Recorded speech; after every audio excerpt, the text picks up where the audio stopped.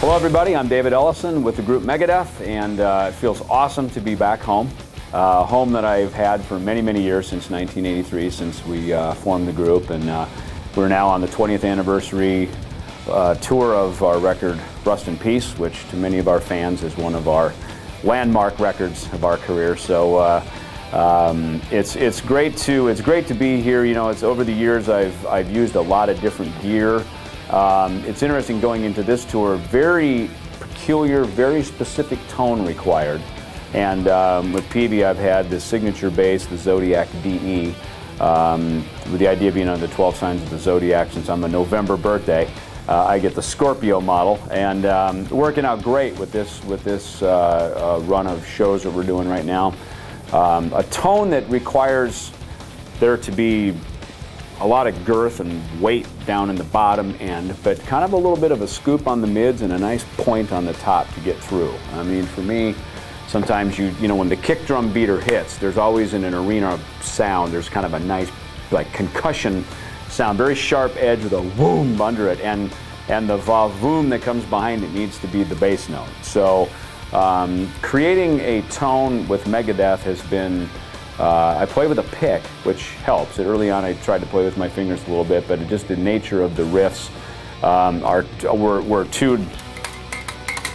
Yeah, it was kind of a sloppy sound, so I grabbed the pick and started just honing down, and that not only helped me play the parts better, but it also helped me create a tone that had a nice sharp attack on the front edge of it, and then also be able to have a nice you know, a nice bottom end to it, that as the bass should have. And so for Rust in Peace was kind of a point in time when the tone got very specific and needed to sit really right in the pocket with the guitars and the drums. You know, the amps that I've been using I've used a lot of different things over the years, and I've played through PV since about 1996. And then as we came time to dial up tone for the Rust in Peace record, I used, on the Rust in Peace recording, I used the Gallien-Kruger 800 RB head and the Hardkey 410 full aluminum speakers back in those days. That's what got that metallic, we used to call it the knife, you know, because you just cut right through the guitars. You know, a wall of guitars is not easy to get through playing very, very fast music like this Rust in Peace material. So on this record I brought in or on the tour rather, I brought in a couple of Hardkey 1000-watt amps, and then two of the 810 cabinets, the hyperdrive cabinets.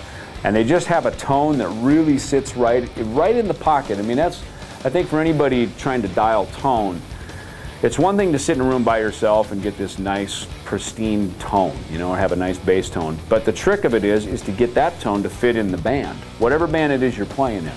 Whether you're playing in a country band, a thrash metal arena band, or a church band, whatever it is you might be doing, you know, you need to get your tone so that it fits in, and that requires you to listen more to what the other players are playing, not only just as a musician, but just even sonically, to make sure that what you're doing fits in there. And I think also listening to your sound mixer, whoever that may be, and asking them and consulting with them, say, hey, is this sitting in the pocket? Am I sounding like I'm part of the band, or am I sounding like a little solo project outside, or maybe even out front of the band?